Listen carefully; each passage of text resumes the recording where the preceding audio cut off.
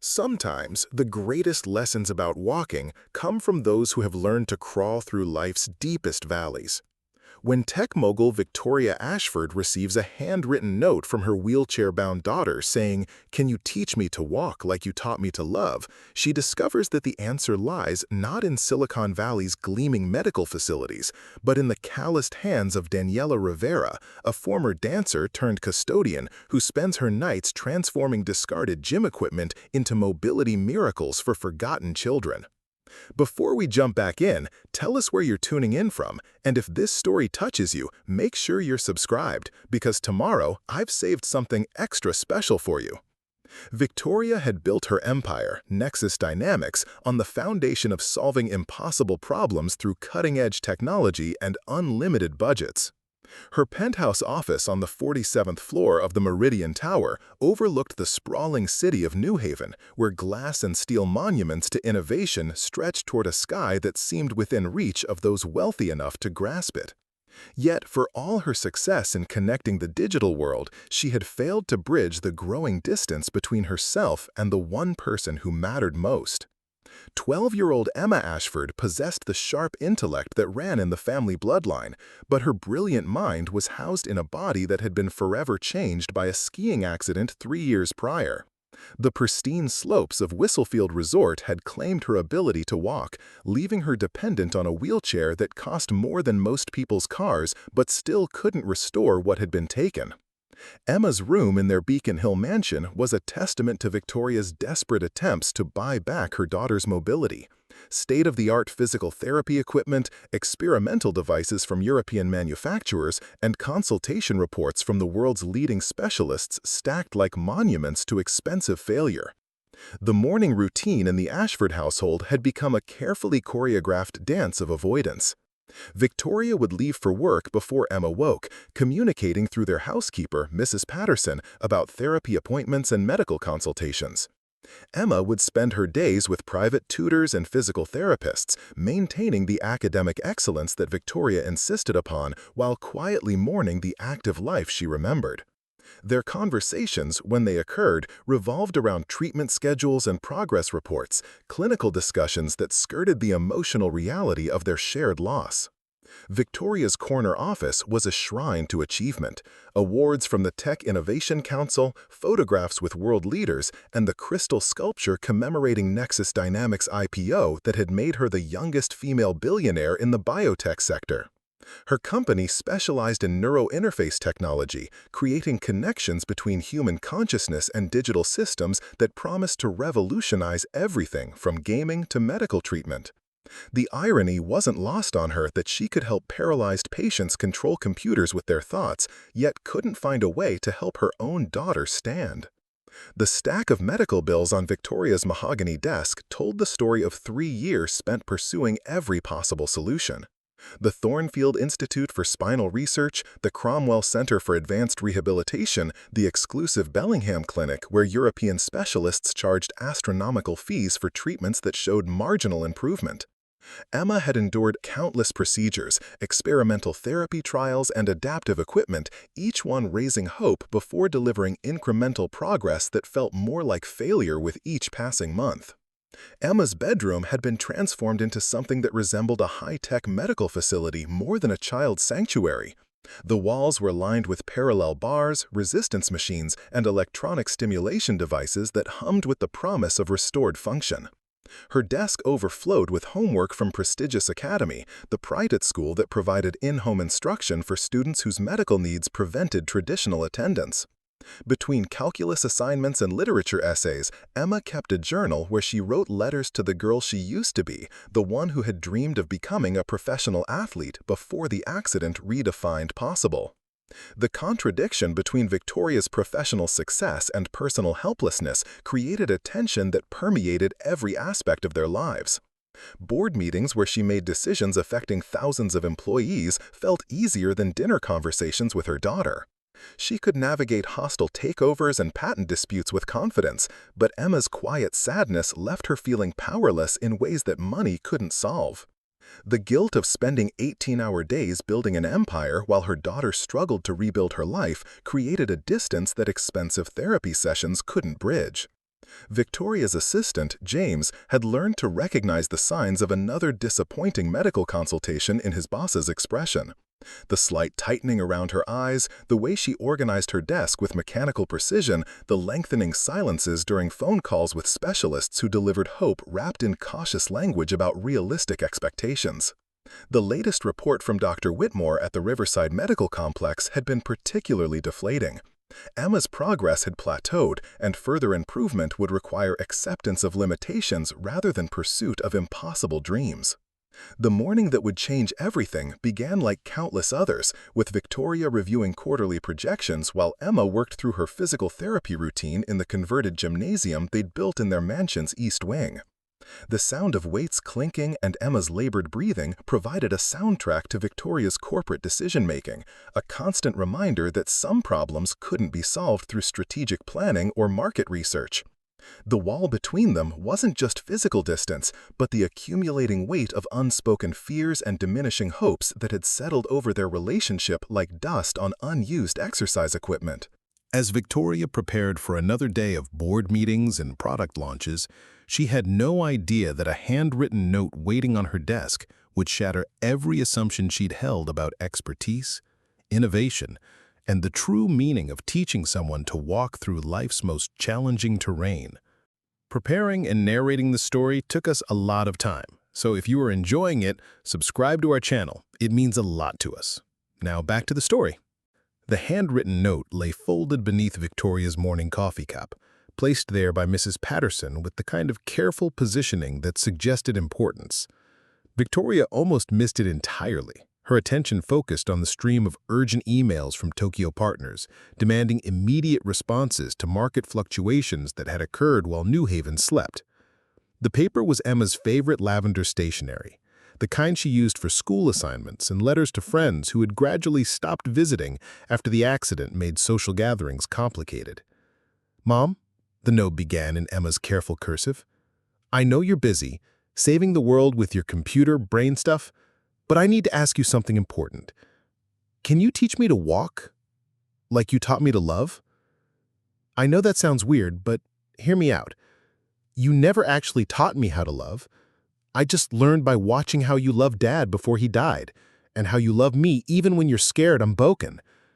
But walking feels impossible, and all these doctors keep saying the same things about managing expectations and adapting to limitations. I think maybe I need a different kind of teacher, someone who learned to walk through hard things, not just someone who studied walking in books. I heard Mrs. Patterson talking about the community center where she volunteers, about someone there who helps kids like me. Maybe we could check it out, not as another medical appointment, but as an adventure. Love, your daughter who still believes in impossible things. Emma." Victoria read the note 3 times, each pass revealing layers of insight that made her chest tighten with recognition.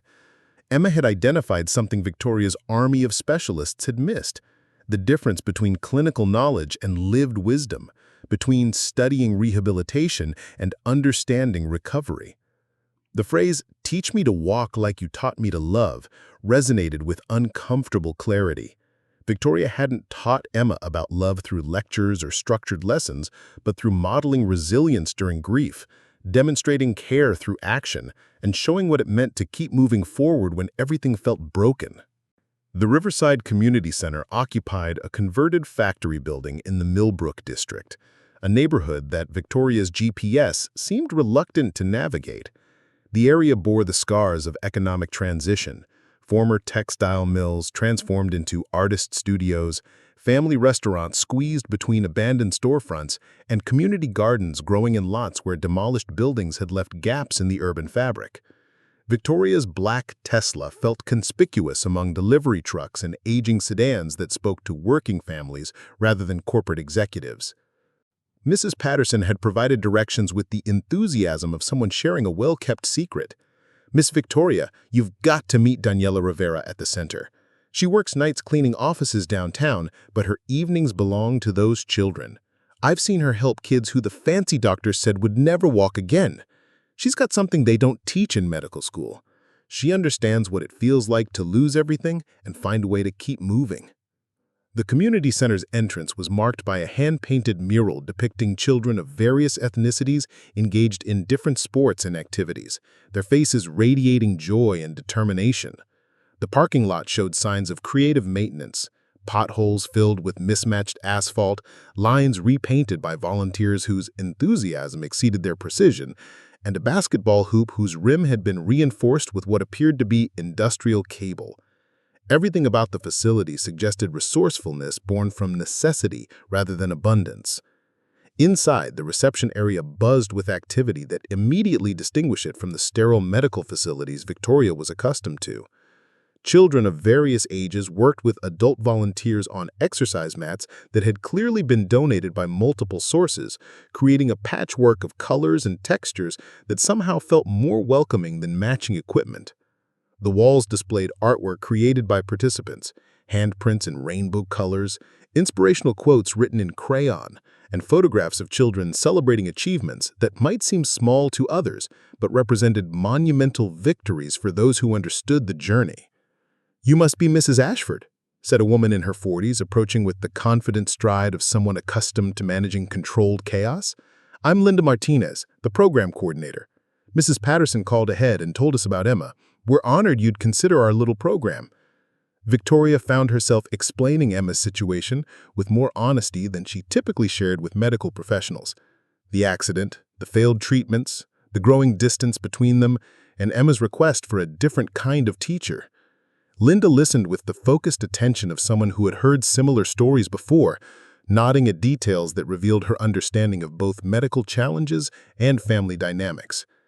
"Daniela is finishing her shift at the office complex, but she should be here within an hour," she explained, gesturing towards a corner of the main space where specialized equipment caught Victoria's attention.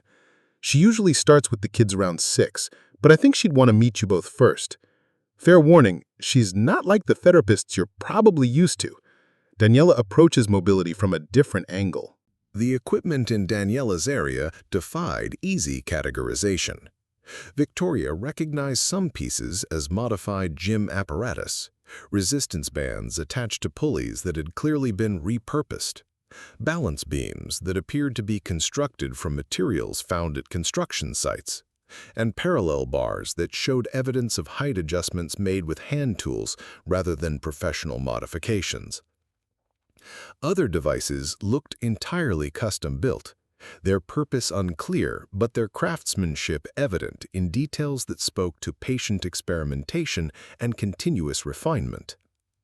While they waited, Victoria watched children work with volunteers who seemed to understand that progress came in forms too subtle for standardized measurements. A boy about Emma's age practiced transferring from his wheelchair to various surfaces, each successful move celebrated with enthusiasm that transformed routine exercises into personal triumphs. A girl younger than Emma worked on balance activities that looked more like games than therapy, her laughter infectious enough to draw smiles from observers who understood that joy was itself a form of healing. The transformation in the room's energy when Daniela Rivera arrived was immediate and unmistakable. She entered through the main doors carrying a worn canvas bag and wearing clothes that suggested she'd come directly from her cleaning job. But her presence commanded attention in ways that had nothing to do with appearance or credentials. Children called out greetings with genuine excitement, volunteers straightened with anticipation, and even the casual conversation seemed to pause in acknowledgement of someone whose arrival meant that the real work was about to begin. Daniela's eyes found Victoria immediately, and the assessment that passed between them felt more thorough than any medical consultation Victoria had experienced. Here was someone who read situations and people with the practiced efficiency of someone who had learned to distinguish between those who came seeking miracles and those who came ready to work for transformation. "So you're Emma's mother," Daniela said, extending a hand that was warm and calloused and completely honest. "Mrs. Patterson tells me your daughter asked for a different kind of teacher. I'm curious what she meant by that, and more importantly, what you think she meant by that." The question hung in the air between them, carrying implications that Victoria hadn't fully considered. Emma's note had been about more than finding alternative treatment. It was about finding someone who could teach her to navigate life's challenges with the same grace Victoria had modeled during their family's darkest moments. The realization that her daughter had been watching and learning, even when Victoria felt most inadequate, created a shift in understanding that changed everything about why they were there. Daniela Rivera moved through the community center with the fluid efficiency of someone who had transformed limitation into innovation countless times before. Victoria followed, noting how children instinctively gravitated toward this woman whose work clothes and tired eyes couldn't mask the magnetic quality that drew people seeking hope. Emma rolled alongside in her wheelchair, her usual guarded expression replaced by curiosity as they approached an area that looked nothing like any rehabilitation facility they'd ever visited. Most people come here expecting miracle cures or revolutionary treatments, but what we really do is teach people to find their own strength in ways they didn't know existed. Your daughter's note mentioned learning to walk like learning to love. That tells me she understands something most adults miss, that the best lessons come from watching how someone moves through their own challenges. The workshop area occupied a corner where industrial lighting illuminated workbenches covered with materials that defied easy categorization. Victoria recognized some pieces, resistance bands, foam padding, aluminum tubing, but their arrangement suggested possibilities that extended far beyond their original purposes. Hand tools hung from pegboards with the precision of a professional shop, while notebooks filled with sketches and measurements indicated systematic experimentation rather than random creativity. "I used to dance professionally," Daniela continued, her hands moving over equipment as she spoke. 15 years with the Metropolitan Dance Company before a car accident ended that career. The doctors told me I'd never move with grace again, that I should focus on managing pain rather than pursuing dreams. But I learned something during my own recovery that changed how I think about mobility entirely. Emma leaned forward in her wheelchair, her attention completely focused on Daniela's words. Victoria realized she hadn't seen her daughter this engaged with any medical professional during their 3-year journey through rehabilitation services. There was something about Daniela's approach, the absence of clinical detachment, the acknowledgement of dreams alongside limitations, that created space for honest conversation about fears and possibilities. Dancing taught me that movement isn't just about mechanical function. It's about expressing who you are through how you navigate space and time. When I lost my professional dancing career, I had to discover new ways to move through the world that still felt authentic to who I was inside. That's when I started working with kids who needed to reimagine their relationship with their own bodies. The equipment surrounding them began to make sense as Daniela described her philosophy. Each piece had been modified to accommodate different abilities while challenging users to explore movement possibilities they might not have considered. Balance beams positioned at various heights allowed for progression and accommodation. Resistance systems that could be adjusted for strength building or flexibility work. Most importantly, everything was designed to feel more like play equipment than medical devices. Traditional physical therapy focuses on restoring function to match established norms, Daniela said, demonstrating how a pulley system could be adjusted for different height and strength levels. But I've learned that sometimes the goal isn't to move like everyone else. It's to move like yourself, with confidence and joy and purpose. Emma, your mother taught you about love by showing you how to care for people, even when caring is hard work. Walking can be the same kind of lesson. Victoria found herself studying Daniela's own movement patterns, noting how she navigated the space with economy and grace despite the slight limp that suggested ongoing challenges from her accident. There was something powerful about receiving guidance from someone who had walked through similar darkness and emerged with wisdom that couldn't be taught in textbooks or acquired through academic study. "Can I try something?" Emma asked, her voice carrying more hope than Victoria had heard in months. Daniela's smile was answer enough, but she spoke anyway, addressing Emma directly rather than seeking parental permission. That's why we're here. But first, I want to understand what walking means to you, not the medical definition or what the doctors have told you, but what it represents in your own heart and mind. Emma's response revealed depths of longing that surprised Victoria with their articulation and emotional honesty. She spoke about missing the feeling of height that came from standing, about wanting to look people in the eye without tilting her head upward, about dreaming of dancing like she had before the accident. More significantly, she talked about wanting to walk beside her mother as equals, to share physical experiences that wheelchair accessibility couldn't fully accommodate. "Those are beautiful reasons," Daniela said simply, "and they tell me that you understand walking as something more than just getting from one place to another. You see it as a form of connection and expression. That's exactly the foundation we need to work with." The initial assessment that followed was unlike any evaluation Emma had undergone. Instead of focusing on deficits and limitations, Daniela explored Emma's existing strengths, her cognitive understanding of movement, and her emotional relationship with her body. She asked questions that revealed Emma's detailed memory of how walking had felt before the accident, her awareness of balance and rhythm, and her continued connection to physical sensation even in areas affected by her spinal injury. Victoria watched this interaction with growing amazement. Daniela spoke to Emma as an equal partner in the recovery process, rather than a patient receiving treatment.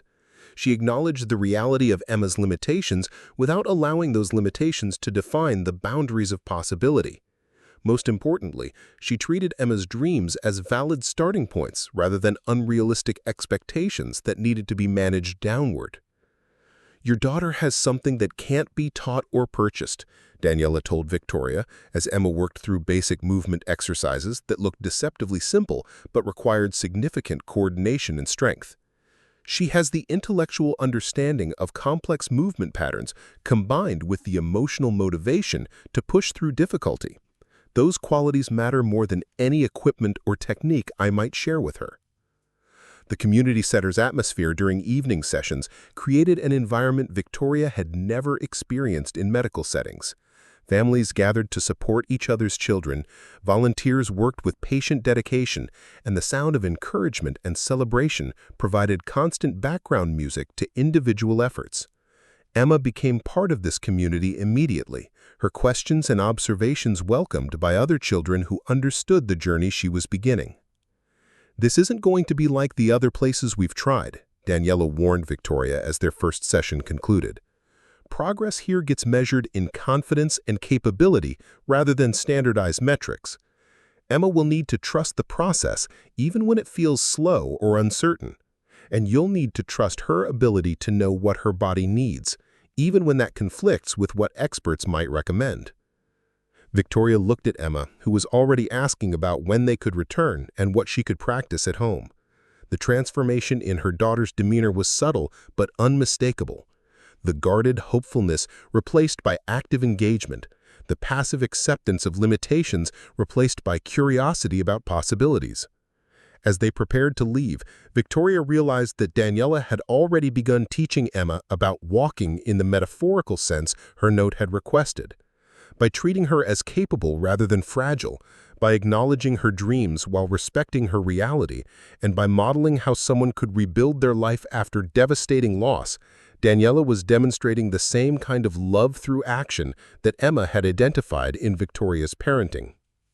The drive home found mother and daughter discussing the evening with more enthusiasm than Victoria had heard from Emma in years, making plans for their return and talking about movement as something to explore rather than simply restore. "Notice how Emma talks about her body differently now," Daniela observed during their fourth session, as Emma worked with a resistance band system that required coordination between her arms and core muscles. 3 weeks ago, she described her legs as broken or useless. Now she talks about what they can and cannot do as neutral information rather than failure. That shift in language reflects a fundamental change in how she sees herself in relation to her challenges. The workshop area had become Emma's second classroom, where she learned not just physical techniques, but the engineering principles behind adaptive equipment. Daniela encouraged questions about why certain modifications worked, how different materials provided specific benefits, and what problems each piece of equipment was designed to solve. Emma's notebooks from these sessions looked more like inventor's journals than medical records, filled with sketches of pulley systems, observations about leverage and resistance, and ideas for improvements that demonstrated genuine understanding of mechanical principles. Victoria discovered that observing her daughter's sessions required learning a new vocabulary of progress. Instead of measuring improvement through standardized assessments or comparison to typical milestones, she began recognizing achievements in Emma's willingness to attempt challenging positions, her problem-solving when exercises didn't work as expected, and her increasing comfort with the physical vulnerability that came with pushing beyond familiar limitations. Each small victory built a foundation for larger attempts that might have seemed impossible weeks earlier. The community that gathered each evening provided Emma with something Victoria hadn't realized was missing from their lives: peers who understood her experience without requiring explanation or accommodation. Marcus Chen, a 16-year-old who had been working with Daniela for 8 months following a motorcycle accident, became Emma's informal mentor, demonstrating advanced techniques while sharing honest observations about the mental aspects of recovery that medical professionals rarely addressed directly. "The hardest part isn't the physical work," Marcus explained to Emma during a break between exercises, speaking with the earned wisdom of someone who had navigated similar challenges. "It's learning to trust your body again when it's let you down before. But Daniela teaches you to work with what you have instead of mourning what you've lost. That makes all the difference in how fast you progress and how much you enjoy the journey." Victoria found herself studying Daniela's interactions with different children, noting how she adapted her communication style and expectations to match each individual's needs and personality. With Emma, she emphasized the intellectual aspects of movement, explaining biomechanics and encouraging analytical thinking about physical challenges. With younger children, she focused on play and imagination, turning exercises into stories or games that made difficult work feel entertaining. With teenagers like Marcus, she provided direct feedback and adult-level conversations about setbacks and achievements. "Your daughter asks remarkable questions," Daniela told Victoria, as Emma practiced standing transfers that required significant upper body strength and coordination. Yesterday, she wanted to understand why parallel bars are positioned at specific heights and whether the spacing could be modified for people with different arm lengths. She's thinking like an engineer rather than just following instructions. That curiosity will serve her well as we progress to more complex challenges. The parallel bars had become Emma's favorite equipment, offering the support she needed to practice weight-bearing while providing the psychological safety of something solid to grip if her balance faltered. Victoria watched her work through sequences that looked deceptively simple, standing from her wheelchair, holding the position for increasing durations, taking small steps while maintaining contact with the rails, but required strength and coordination that Emma was building gradually through consistent practice. Emma's homework assignments from Daniela differed dramatically from the clinical exercises prescribed by previous therapists. Instead of repetitive movements focused on specific muscle groups, she was asked to observe how other people move through daily activities, to notice the biomechanics of walking in shopping centers or parks, and to practice visualization exercises where she imagined herself moving with confidence and grace. These assignments engaged Emma's analytical mind while reinforcing the connection between mental preparation and physical performance. "Movement is as much about mental rehearsal as physical practice," Daniela explained during their 5th session, as Emma worked through balance exercises that required her to maintain stability while reaching for objects positioned at different distances. "We're building neural pathways that coordinate complex movement." Victoria began incorporating elements of Daniela's philosophy into her own interactions with Emma, focusing on capabilities rather than limitations when discussing daily activities and future plans. Their conversations at home shifted from medical updates and therapy schedules to discussions of Emma's observations about movement patterns, her ideas for equipment modifications, and her growing excitement about challenges that had previously seemed overwhelming.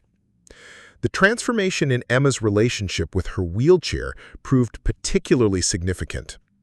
Under Daniela's guidance, she began seeing it as a mobility tool rather than a symbol of limitation, learning to navigate different terrains with confidence and exploring how skilled wheelchair users could access spaces and activities that might challenge people dependent on walking. This perspective shift reduced Emma's urgency about walking as the only acceptable form of mobility while maintaining it as a worthwhile goal. Independence isn't about how you move, Daniela had told Emma during a session focused on transfer techniques. It's about knowing you can get where you want to go and do what you want to do, regardless of what equipment or assistance you might need. Walking is one form of mobility, but it's not the only form that can give you freedom and confidence. The evening sessions at Riverside became family time in ways that formal dinners and scheduled activities had never achieved. Victoria found herself genuinely curious about Emma's progress, asking questions that led to detailed discussions of biomechanics, adaptive technology, and the psychological aspects of recovery that Emma was learning to navigate. Their shared investment in this process created conversations that felt collaborative rather than supervisory. By the end of their first month, Emma had achieved standing transfers that she could perform independently, had built enough core strength to maintain standing positions for several minutes, and most importantly, had developed confidence in her ability to work through physical challenges that initially seemed impossible. Victoria recognized that her daughter was learning exactly what her handwritten note had requested: how to walk through difficulty with the same kind of grace and persistence that characterized love in action. The foundation for more advanced work had been established not through expensive equipment or revolutionary techniques, but through patient attention to building trust, understanding capabilities, and creating an environment where growth felt natural rather than forced. Emma's request came during their 7th session as she balanced between the parallel bars with increasing confidence. "I want to try taking steps without holding on," she announced, her voice carrying the determined tone Victoria recognized from their bedtime negotiations when Emma was younger. "Not just standing and balancing, but actually walking, even if it's just 1 or 2 steps." Daniela paused in her adjustment of the resistance band system, giving Emma her full attention with the kind of focused consideration she reserved for significant moments. "That's a big step forward in thinking," she said carefully. "Tell me what's making you feel ready for that challenge." Victoria felt her breath catch as she listened to Emma articulate her readiness with the self-awareness that had been developing over their weeks of work together. Emma spoke about feeling stable during standing transfers, about understanding how her center of gravity shifted with different positions, and most importantly, about trusting that falling wouldn't mean failure, just information about what to adjust for the next attempt. "I've been practicing the visualization exercises you gave me," Emma continued, her hands gripping the parallel bars as she spoke. "And I can see myself taking those first steps really clearly, not just walking across the room or anything dramatic, but just proving to myself that my legs can still remember how to do this." The conversation that followed revealed how thoroughly Emma had internalized Daniela's teaching philosophy. She understood that progress meant expanding her capabilities rather than meeting external expectations, that setbacks provided learning opportunities rather than evidence of inadequacy, and that her recovery belonged to her rather than to the medical professionals or family members who wanted to help her succeed. Daniela's response demonstrated the careful balance between encouragement and realism that had made her such an effective teacher. "I think you're ready to explore that possibility," she said, "but we're going to do it with proper preparation and safety measures. This isn't about succeeding or failing. It's about gathering information about what your body can do and what it needs to learn next." The preparation for Emma's first unassisted steps took 2 additional sessions, during which Daniela introduced equipment and techniques that Victoria had never encountered in their previous rehabilitation experiences. Foam mats were arranged to provide soft landing surfaces around the parallel bars. A safety harness system allowed Emma to attempt steps with the security of knowing she couldn't fall hard enough to cause injury. Most importantly, Daniela worked with Emma on the psychological preparation necessary for attempting something that felt both terrifying and essential.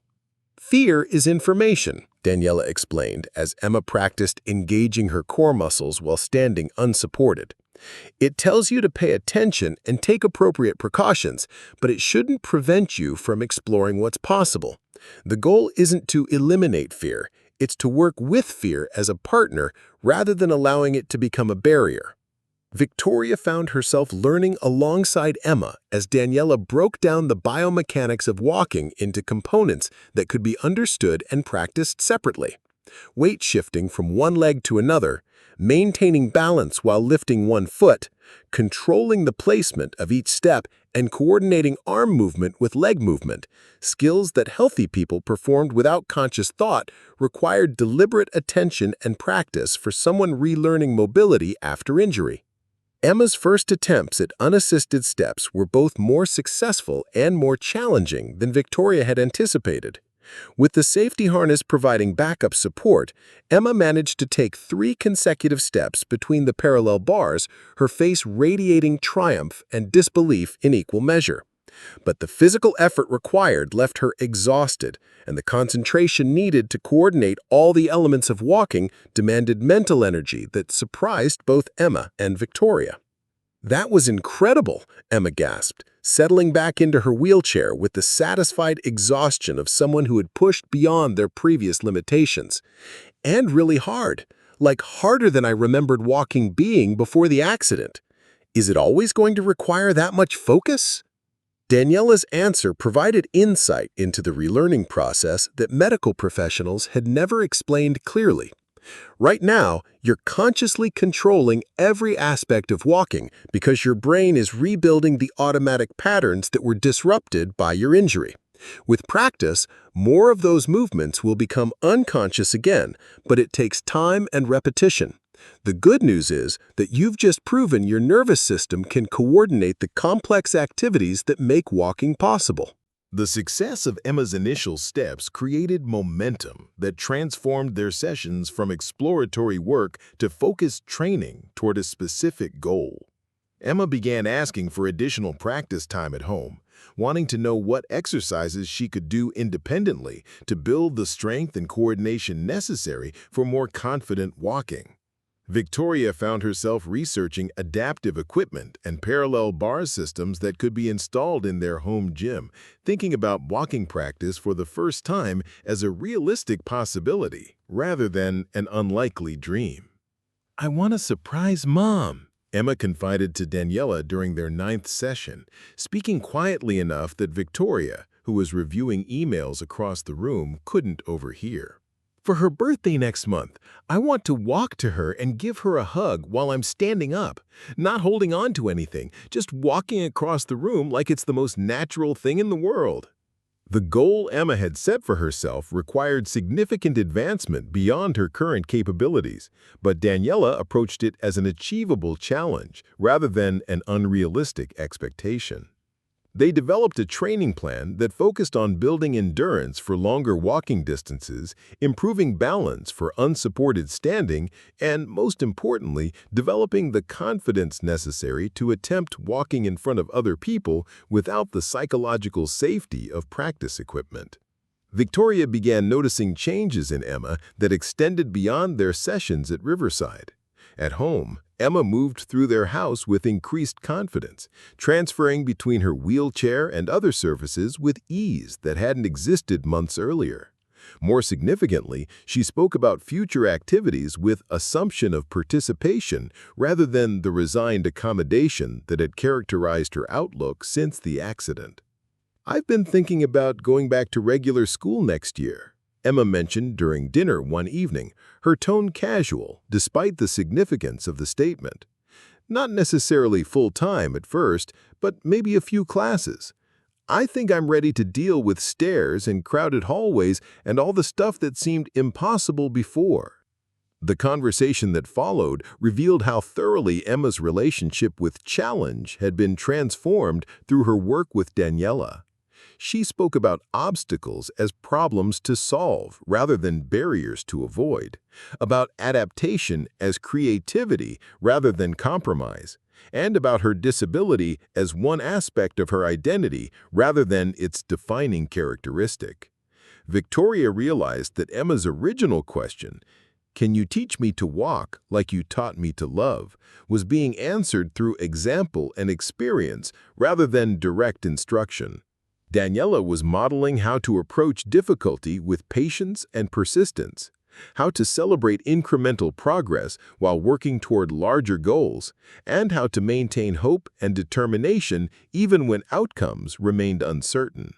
The commitment Emma had made to surprising Victoria for her birthday became a shared secret between Emma and Daniela, creating additional motivation for the intensive practice sessions that would be necessary to achieve independent walking across a room.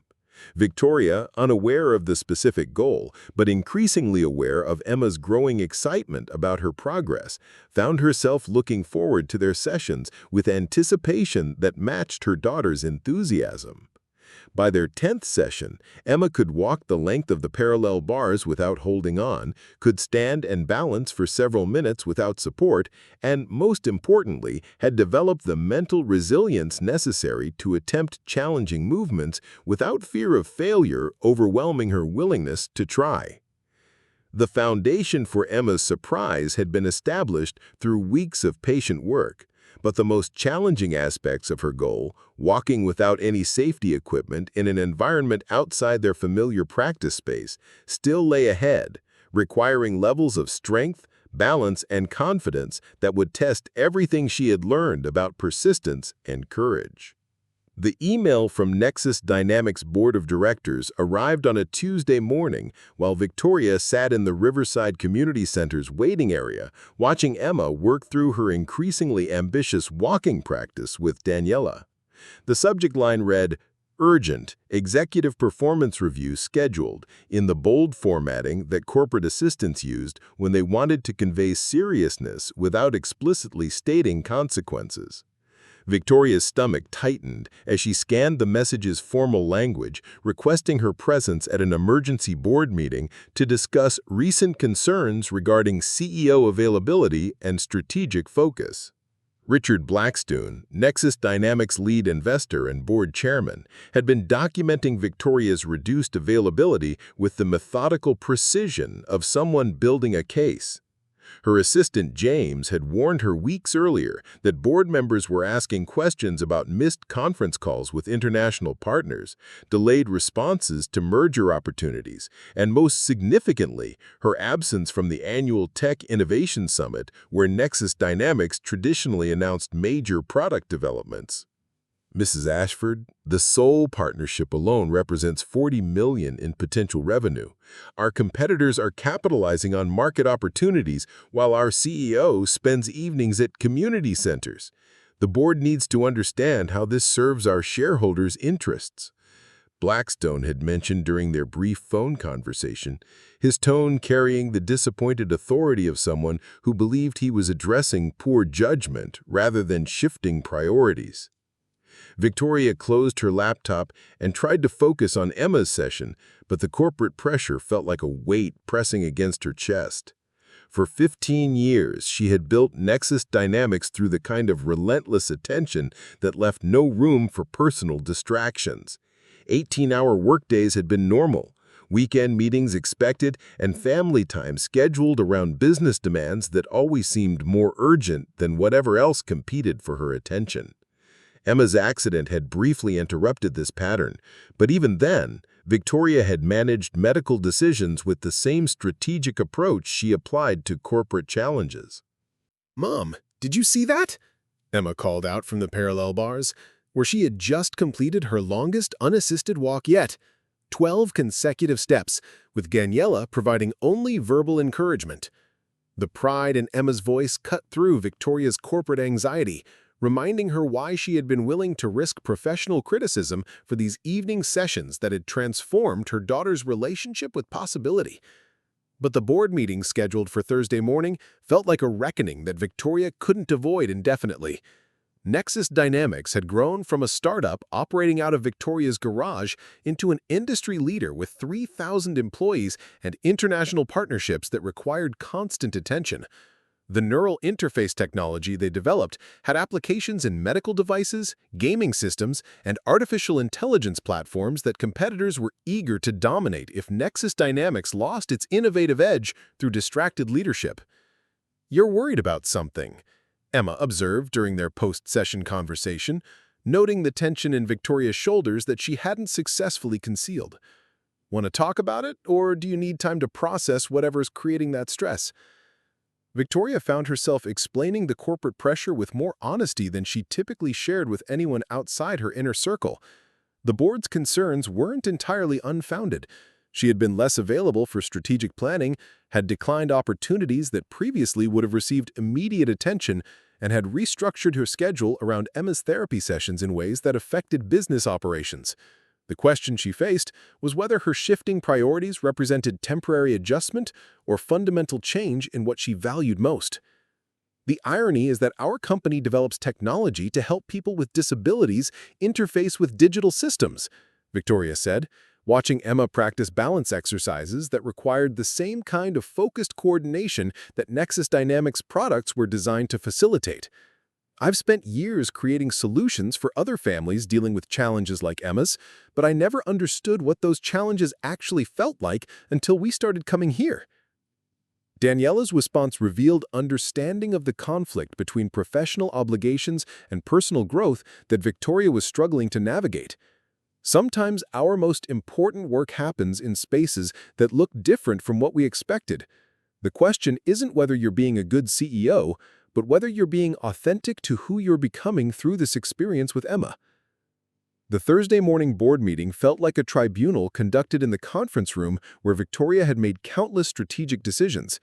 Richard Blackstone presented documentation of her reduced availability with charts and graphs that made her absence from corporate responsibilities look like abandonment rather than rebalancing. Other board members expressed concerns about market position, competitive threats, and the leadership vacuum created when CEOs became distracted by personal issues that affected business performance. "Victoria, we understand that Emma's situation is challenging, but Nexus Dynamics requires leadership that can maintain focus on growth opportunities that benefit all our stakeholders. Perhaps it's time to consider whether you want to continue as CEO or whether personal circumstances make that role incompatible with your current priorities." The ultimatum hung in the boardroom air like a corporate death sentence. Victoria looked around the table at colleagues who had supported her leadership for years, recognizing that their concerns reflected legitimate business needs rather than personal criticism. They weren't wrong about her reduced availability or shifted focus. The question was whether she could find a way to honor both her responsibilities to Nexus Dynamics and her commitment to Emma's recovery. "I need 48 hours to consider your concerns and prepare a response," Victoria said finally, buying time to think through options that might satisfy both corporate demands and personal values. "I'll present a comprehensive plan for addressing leadership availability while maintaining the strategic direction that's made Nexus Dynamics successful." Driving home from the board meeting, Victoria felt the weight of competing loyalties pressing against her chest. Emma's birthday surprise was still 2 weeks away, requiring continued practice sessions that had become essential to her daughter's confidence and progress. But the corporate pressure demanded immediate attention to business relationships and strategic opportunities that couldn't be postponed indefinitely without real consequences for company performance and employee security. That evening's session at Riverside felt different, shadowed by Victoria's awareness that their routine might need to change in ways that could affect Emma's momentum toward her walking goals. Emma was working on turns and direction changes while walking, skills that required advanced balance and coordination, but were necessary for practical mobility in real-world environments. "Daniela, I need to ask you something important. If circumstances required Emma to practice more independently, with less frequent sessions here, Would that compromise her progress toward the goals she set? The question revealed Victoria's attempt to find a compromise between corporate demands and Emma's needs, but Daniela's response challenged the assumption that those needs were necessarily competing. Emma's progress has been remarkable because she's had consistent support and encouragement, but the skills she's developing are becoming part of who she is, rather than something dependent on external resources. The bigger question might be whether you're ready to trust that the foundation you've helped her build is strong enough to support continued growth, even if the circumstances change. As they prepared to leave that evening, Emma announced her excitement about reaching the halfway point in her preparation for Victoria's birthday surprise, unaware that corporate pressures might disrupt the family routine that had made her progress possible. Victoria realized she faced a choice that would define not just her professional future, but her relationship with Emma and her understanding of what success meant when measured against the things that couldn't be replaced or postponed. That evening, Victoria drove to Riverside for what might be their final session, her mind racing through possibilities that seemed to require choosing between corporate responsibilities and personal values. The board meeting that afternoon had gone exactly as expected: polite expressions of concern about her divided attention, professional language about fiduciary duties and shareholder interests, and the clear expectation that she would resolve her availability issues by reducing personal commitments that interfered with executive performance. Daniela was packing equipment with the methodical care of someone who understood that some things couldn't be replaced. The parallel bars were being disassembled, their custom height adjustments and safety modifications lost in the process. Adaptive devices that had been refined through months of use with different children were being sorted into categories: items that could be moved, items that required specific installation, and items that were too specialized for use in generic facilities. "I keep thinking there has to be a solution," Daniela told Victoria as they watched Emma practice walking with Marcus for what might be their last time together. "Some way to continue this work that doesn't require the families to choose between affordable access and quality programming. But I can't figure out how to make the economics work in a city where rent increases faster than nonprofit funding." Victoria understood that Daniela was describing a systemic problem that affected communities throughout New Haven, where economic development that benefited property owners and business interests often displaced the services that supported working families. The same market forces that had made Victoria's technology investments profitable were making it impossible for organizations like Riverside to serve families who couldn't afford private alternatives. The choice Victoria faced wasn't just about balancing corporate responsibilities with personal priorities. It was about whether her wealth and influence could be used to protect something valuable that market forces would otherwise destroy. Emma's birthday surprise had become secondary to a larger question about whether love sometimes required taking risks that couldn't be justified through traditional business logic. As the session ended and families began their goodbyes to a place that had transformed their children's lives, Victoria realized that the next 2 weeks would determine not just whether Emma achieved her walking goals, but whether the community that had made those goals possible would continue to exist for other children who needed the same kind of hope and support. The solution that was forming in Victoria's mind would require risking everything she'd built professionally, but losing Emma's progress in the community that had supported it felt like a betrayal of the values her daughter's note had challenged her to embrace.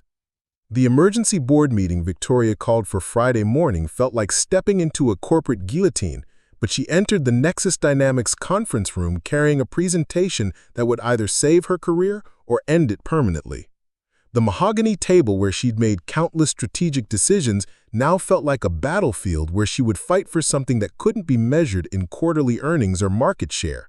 Richard Blackstone and the other board members sat with expressions that suggested they expected her resignation rather than the radical proposal she was about to present.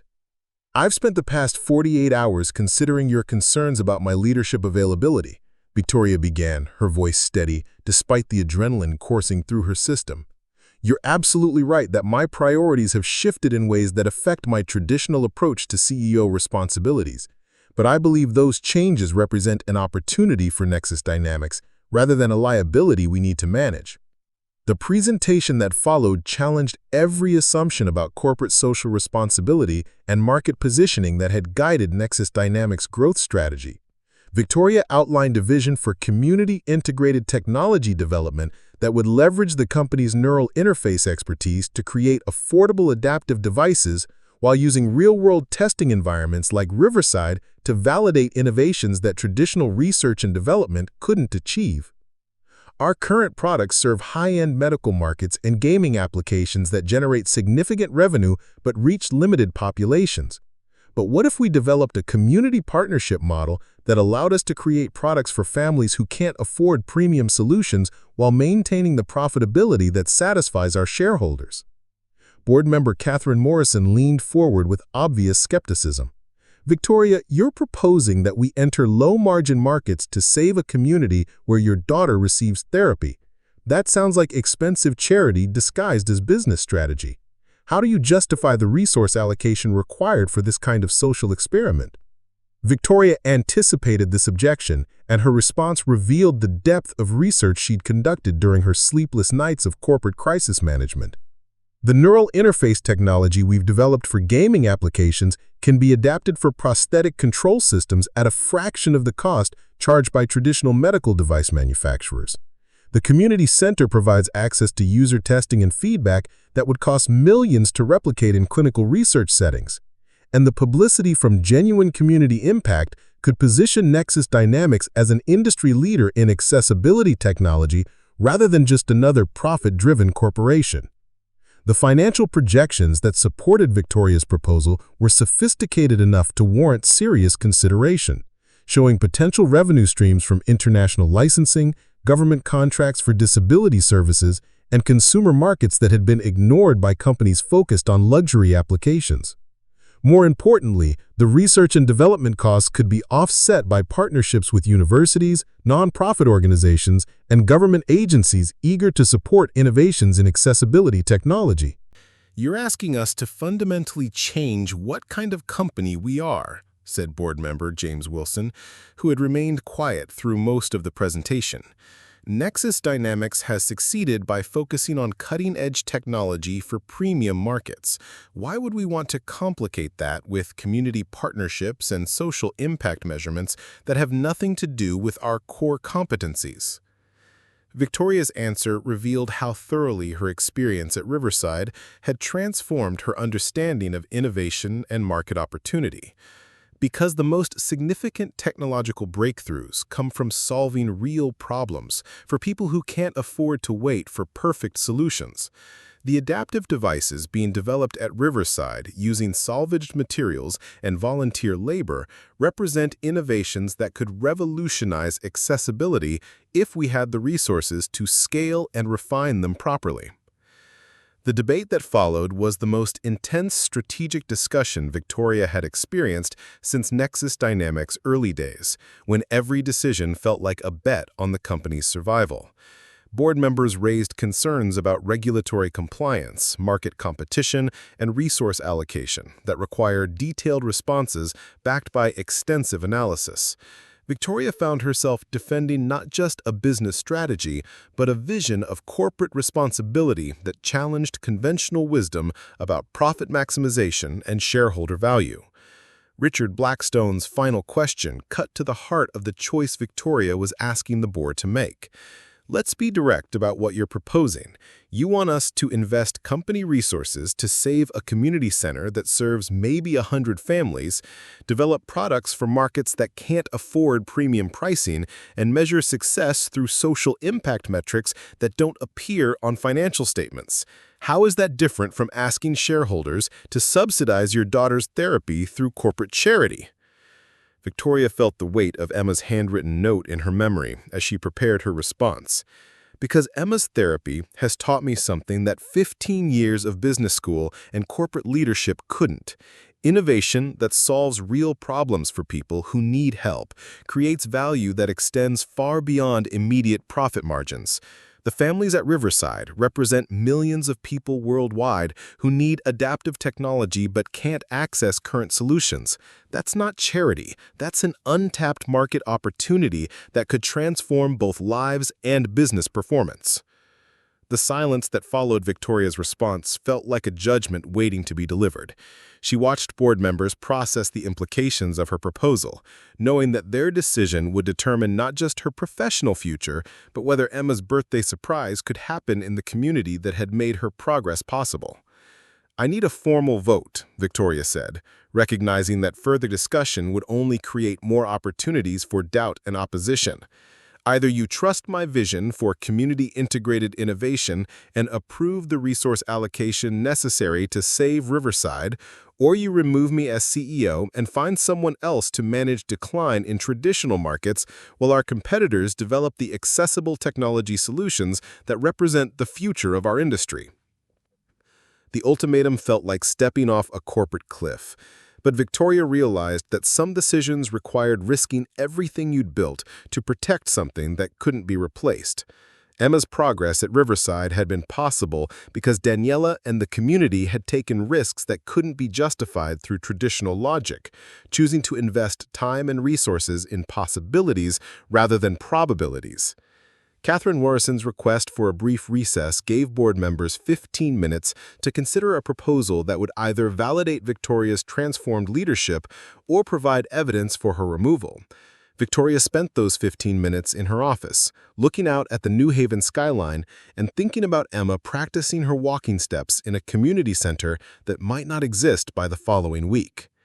The vote that would determine Victoria's future as CEO and the fate of her partnership with Riverside was scheduled to be taken at 2 p.m., giving board members just enough time to consult their own advisors about a business strategy that challenged everything they thought they knew about corporate success and social responsibility. Victoria understood that she had presented them with more than a business proposal. She had asked them to choose between the familiar comfort of traditional profit models and the uncertain promise of innovation guided by values that couldn't be quantified in corporate terms. The decision they made would reveal whether Nexus Dynamics could evolve beyond its origins or would remain constrained by assumptions about success that no longer served the company or the communities it might serve. Victoria's birthday arrived on a crisp October morning with the kind of golden sunlight that made New Haven's autumn foliage look like nature's celebration. She had deliberately kept her schedule light, knowing that Emma had been planning something special, but unsure what form her daughter's surprise would take. The past weeks had been consumed with emergency board meetings, facility relocations, and the frantic work of establishing temporary operations while construction crews transformed their new warehouse space into a proper adaptive technology center. Emma's excitement had been building for days, though she'd maintained the kind of elaborate secrecy that reminded Victoria of Christmas mornings when Emma was younger and still believed in magic that could be unwrapped with ribbon and paper. But this surprise felt different, weightier somehow, as if it carried significance that extended beyond birthday traditions into territory that would reshape how we understood possibility and achievement. "Mom, I need you to come with me to the center this afternoon.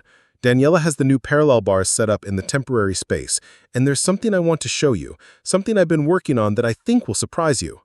The drive to Riverside's temporary location in the renovated community college gymnasium felt like traveling toward a destination that Victoria couldn't quite envision. Emma chatted about technical details of the new equipment setup, about adjustments Daniela had made to accommodate the different ceiling height and floor surface. But underneath her casual conversation, Victoria sensed nervous energy that suggested whatever awaited them represented a significant milestone in Emma's recovery journey. The gymnasium had been transformed through volunteer labor and donated materials into a functional therapy space that maintained the intimate atmosphere of their original workshop. Families gathered in folding chairs arranged around the perimeter, creating an audience that felt more like extended family than spectators. Marcus Chen sat with his mother near the parallel bars, his own walking achievements serving as inspiration for younger children who were beginning their own journeys toward independence. "Before we start," Emma said, positioning her wheelchair at one end of the gymnasium while Victoria settled into a chair that Daniela had placed at the optimal viewing distance, "I want to explain what this means to me. When I wrote you that note asking if you could teach me to walk like you taught me to love, I thought walking was about getting from one place to another. But Daniela helped me understand that walking is really about moving through the world with confidence and purpose." Victoria felt tears gathering in her eyes as she listened to her daughter articulate insights that revealed months of psychological growth alongside physical rehabilitation. Emma spoke about learning to trust her body again after the accident had taught her to fear its limitations, about discovering that strength came in forms that couldn't be measured by medical assessments, and about understanding that recovery meant becoming someone new rather than returning to who she had been before injury changed everything. "The surprise isn't just that I can walk," Emma continued, transferring from her wheelchair to a standing position beside the parallel bars with the fluid confidence that demonstrated how thoroughly she had internalized proper movement patterns. "The surprise is that I understand now what you were teaching me about love all those years when I thought you were just being a good mom." What followed was the most remarkable demonstration of human determination and technical mastery that Victoria had ever witnessed. Emma began walking between the parallel bars with steady, controlled steps that showed no trace of the uncertainty that had characterized her early attempts months earlier. Her balance was secure, her movements fluid, and most importantly, her expression radiated the kind of joy that came from achieving something that had seemed impossible when the journey began. But the true breakthrough came when Emma reached the end of the parallel bars and, instead of stopping to rest or celebrate her achievement, continued walking into the open space of the gymnasium floor.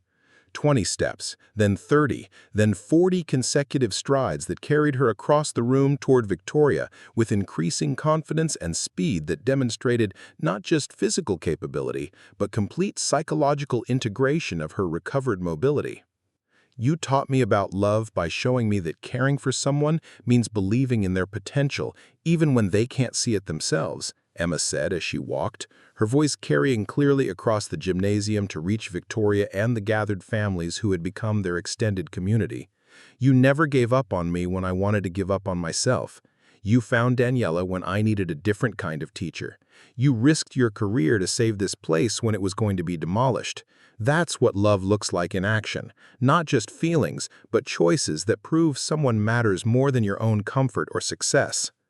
Victoria arose from her chair as Emma approached, tears streaming down her face as she realized that her daughter was walking independently across a room full of people, demonstrating recovery that exceeded every medical prediction they had received during 3 years of consultations and treatments. But more significantly, Emma was articulating an understanding of love and commitment that revealed emotional maturity beyond her years, wisdom earned through navigating challenges that would test adults twice her age.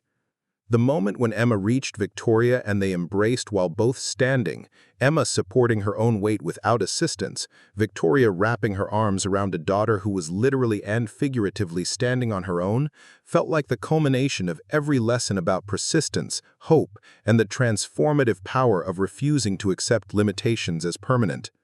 "Happy birthday, Mom," Emma whispered against Victoria's shoulder as the gymnasium erupted in applause from families who understood exactly what they had witnessed. "Thank you for teaching me that walking through hard things is just another way of showing love." The celebration that followed Emma's demonstration felt like a community festival rather than a medical milestone, with children and families sharing stories of their own breakthroughs, while Daniela documented Emma's achievement for the research journals that had been following their innovative approaches to rehabilitation. Victoria found herself surrounded by people whose lives had been transformed through the same combination of technical innovation and emotional support that had made Emma's recovery possible. But the most meaningful moment came later, as families began gathering their belongings and preparing for evening routines, when Daniela approached Victoria with the kind of satisfied expression that came from witnessing the fruition of months of patient work. Emma's achievement today represents something larger than individual recovery, Daniela said, watching Emma demonstrate her walking skills to younger children who saw in her proof that their own goals were achievable.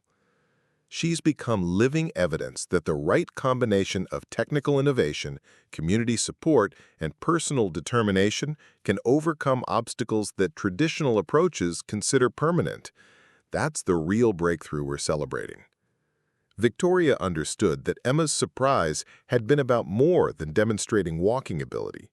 It was about proving that the values and approaches they had learned through their partnership with Riverside could transform not just individual lives, but entire systems of care and support.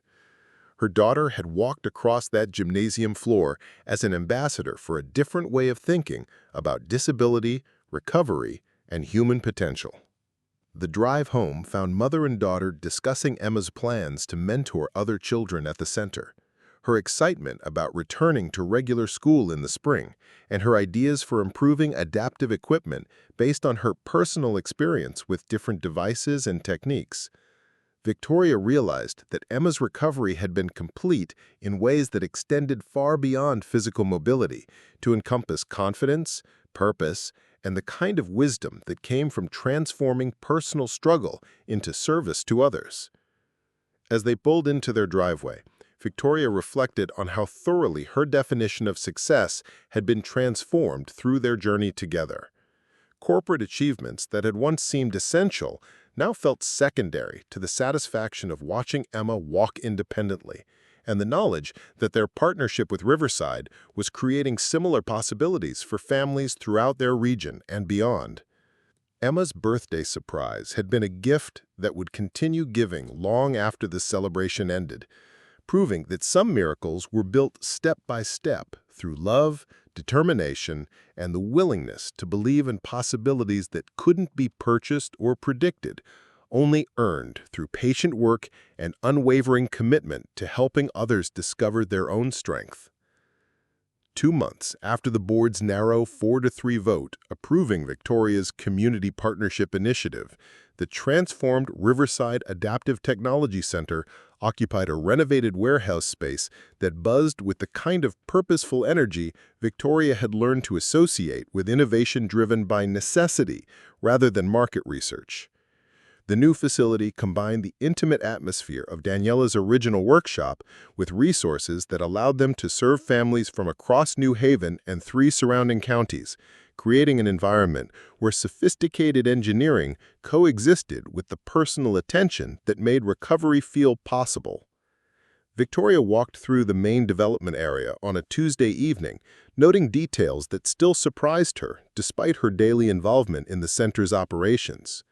Where traditional medical facilities prioritized sterile efficiency, the new Riverside featured workstations that looked more like collaborative studios, each customized for different types of adaptive technology development while maintaining the community atmosphere that had made the original center special.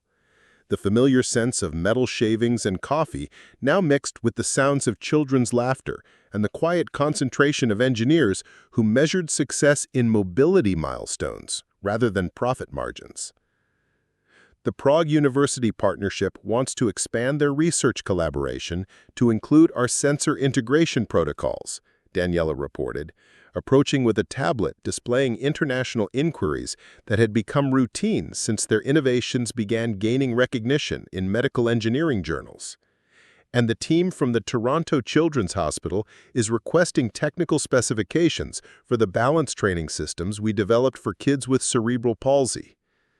Victoria smiled at how naturally Daniela had adapted to delivering business updates while maintaining grease stains on her hands from the morning's custom prosthetic fitting sessions.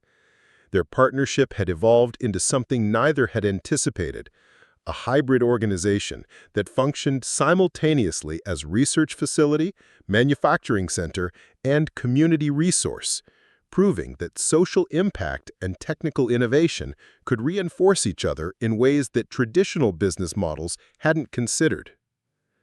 "How is the apprentice training program developing?"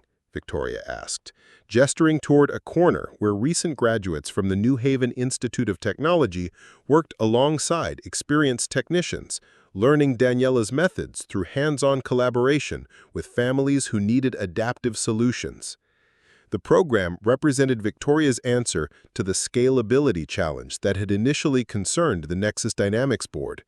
Rather than expanding through corporate hiring, they had developed a training model that preserved the center's culture while gradually increasing their capacity to serve more children.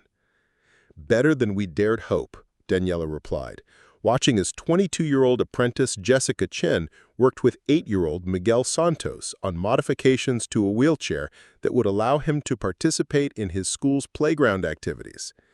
The engineers who choose to work here naturally understand that this isn't just about technical specifications. It's about giving kids the tools they need to participate fully in their own lives. We're not just teaching professional skills, we're selecting for values that prioritize individual needs over standardized solutions. Emma appeared from the advanced mobility training area, walking with the confident stride of someone who had forgotten that her locomotion represented a triumph over devastating injury. At nearly 13, she had grown into her role as the center's youngest peer mentor, working with newly injured children to explain not just how adaptive equipment functioned, but how the psychological aspects of recovery felt from a user's perspective, rather than a medical professional's observation. Mrs. Rodriguez's daughter Sophia is ready for independent walking trials, Emma announced, referring to a 10-year-old whose spinal cord injury had initially left doctors pessimistic about her mobility prospects. She completed 20 consecutive steps with the parallel bars yesterday, and she wants to try walking across the open floor area. Daniela says the safety protocols are ready if you want to observe. Victoria watched her daughter discuss technical specifications and emotional preparation with the casual expertise of someone who had transformed personal experience into wisdom that helped others navigate similar challenges. Emma's evolution from passive patient to active innovator represented everything Victoria had hoped their partnership with Riverside could achieve, turning individual struggles into collaborative solutions that strengthened entire communities of families facing comparable obstacles. "I've been thinking about expanding our school consultation program," Emma continued, her tone carrying the thoughtful consideration Victoria recognized from their dinner conversations about accessibility and inclusion. "A lot of kids who work with us here still face barriers when they go back to regular classrooms. Maybe we could help schools understand how to modify activities and expectations so kids with mobility challenges can participate fully instead of just being accommodated." The suggestion revealed how thoroughly Emma had internalized the philosophy that had guided her own recovery, the understanding that true inclusion required systemic changes rather than individual adaptations, that communities needed to evolve to support all their members rather than expecting disabled people to conform to existing limitations. Victoria realized her daughter was proposing to extend the center's impact beyond direct service provision to broader social change that addressed root causes rather than symptoms. Max Rivera, Daniela's now 14-year-old son who had become Emma's closest collaborator, joined their conversation carrying what appeared to be a miniature exoskeleton designed for children with muscular dystrophy. His technical contributions had evolved from childhood curiosity to genuine engineering innovation, demonstrating intuitive understanding of biomechanics that impressed the university researchers who frequently consulted with the center about their latest projects. "The Johns Hopkins team confirmed that our joint assistance algorithms are more responsive than their laboratory prototypes," Max reported, offering the device for examination. "They want to know if we'd consider licensing the software for their clinical trials, but I told them we'd need to make sure any commercial applications maintain affordability for families who can't pay premium medical device pricing." Victoria accepted the exoskeleton, marveling at its sophisticated simplicity while remembering her first glimpse of Daniela's innovations in the original community center's cramped workshop. The technology had evolved significantly through their partnership with Nexus Dynamics Resources, but it retained the essential characteristics that made Daniela's work revolutionary. Precision engineering guided by deep understanding of individual human needs rather than market demographics or regulatory requirements. "Publishing our research findings has been creating opportunities I never expected," Daniela said, gesturing toward a wall display featuring invitations to international conferences, collaboration requests from universities on 4 continents, and photographs from families in 12 countries who were using adaptations of their designs. But the most meaningful impact still happens right here, with kids like Sophia learning that walking is possible and families discovering that disability doesn't limit their children's potential. Victoria's office, located in a corner that balanced executive functionality with the center's collaborative atmosphere, featured a bronze plaque that would soon be mounted in the main entrance. The inscription read, Riverside Adaptive Technology Center, founded 2025, Victoria Ashford and Daniela Rivera, co-directors. Dedicated to proving that innovation guided by love creates possibilities that expertise alone cannot achieve. The transformation represented by that plaque extended far beyond organizational structure or mission statements. Victoria had discovered that stepping away from traditional corporate success metrics allowed her to build something more valuable than quarterly profit growth, a sustainable model for addressing social needs through technological innovation that benefited both individual families and broader communities of people who had been underserved by market-driven solutions. As evening approached and families began their transition from therapy sessions to dinner routines, Victoria found herself reflecting on the journey that had brought her from corporate isolation to community leadership. Emma's handwritten note asking to walk like you taught me to love had been answered through patient collaboration rather than dramatic transformation, through daily choices to prioritize relationships over profit margins and long-term impact over immediate returns. The success of their partnership had attracted attention from other business leaders interested in replicating their model, but Victoria understood that the essential elements couldn't be purchased or implemented through strategic planning alone. The trust between families and staff, the commitment to individual solutions over standardized products, and the willingness to measure success through changed lives rather than financial metrics required values that had to be lived rather than adopted as corporate policy. Walking toward the parking lot with Emma and Daniela, followed by Max and other families whose children had found hope and capability through their shared work, Victoria realized that wealth's greatest potential lay not in accumulating advantages, but in creating opportunities for others to discover their own strength and possibility. Some stories ended with dramatic revelations, but the best ones continued with the quiet satisfaction of work that mattered, relationships that deepened over time, and the daily opportunity to choose building community over building fortune in all its forms. Up next, you've got two more standout stories right on your screen. If this one hits the mark, you won't want to pass these up. Just click and check them out. And don't forget to like, subscribe, and turn on the notification bell so you don't miss any upload from us. The 2 weeks until Victoria's birthday had suddenly become a timeline for decisions that would affect both Emma's walking goals and Victoria's career, creating pressure that made every practice session feel more precious and every corporate obligation feel more burdensome. The revelation arrived through an overnight email that Victoria discovered at 5:47 a.m. while reviewing quarterly reports in her home office, trying to balance corporate responsibilities with her commitment to Emma's evening sessions.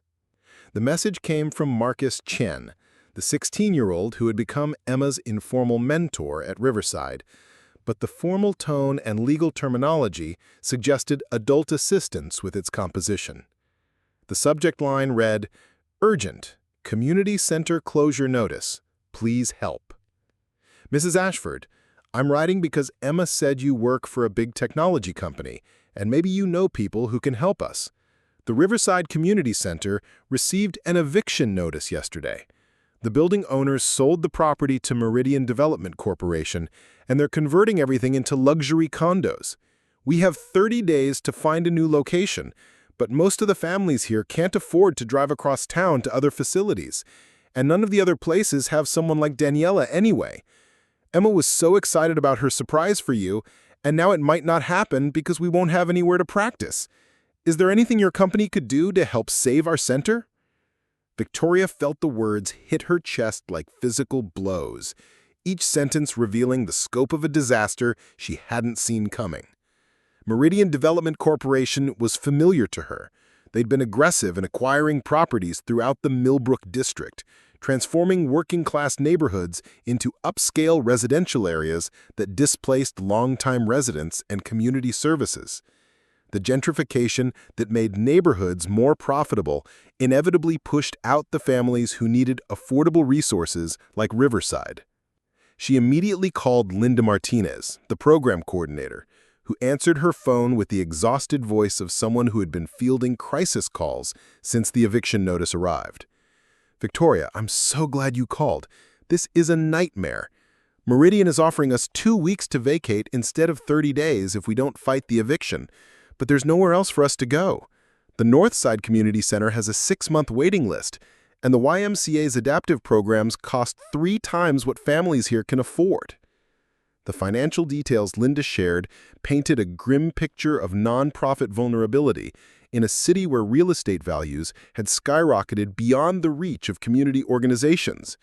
Riverside's monthly rent had been affordable only because their lease was locked in before the neighborhood's transformation began.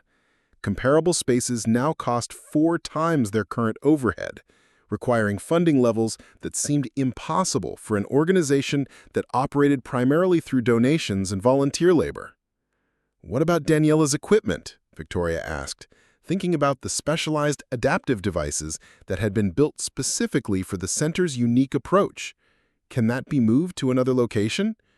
Linda's pause revealed another layer of the crisis. "Some of it, but most of the larger pieces were designed for our specific space. The parallel bars are bolted into concrete floors that provided the stability necessary for safety. The pulley systems are anchored to steel beams that won't exist in other buildings. Even if we found a new location, we'd need months to recreate the environment that makes Daniela's methods possible."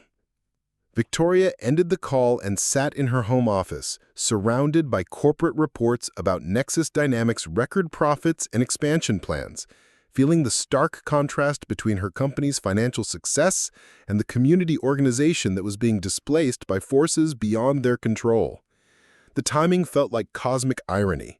Just as Emma approached her goal of walking independently for Victoria's birthday surprise, the place where she'd learned to believe in that possibility was being eliminated by the same economic pressures that had built Victoria's wealth. The board meeting scheduled for that afternoon suddenly felt less important than the crisis facing families who couldn't solve their problems through strategic planning or increased revenues. Victoria found herself thinking about Emma's handwritten note asking to learn to walk like you taught me to love, and wondering whether love sometimes required sacrificing professional security for values that couldn't be quantified in quarterly reports. Emma's reaction to the news about Riverside's closure was devastating to witness. Victoria found her daughter crying in her bedroom, surrounded by the notebooks where she had recorded observations about movement patterns and adaptive techniques. The birthday surprise that had motivated weeks of intensive practice suddenly seemed impossible. But more significantly, Emma felt like she was losing the community where she had discovered her own strength and capability.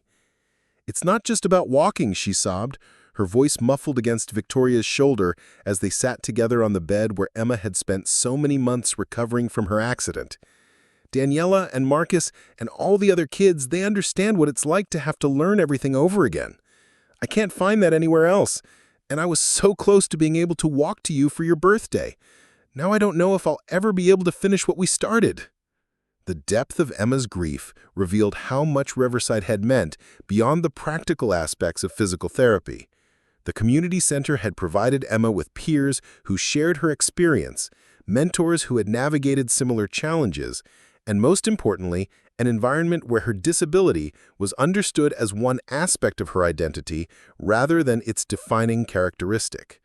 Losing that support system felt like losing a second family that had helped her rebuild confidence and hope.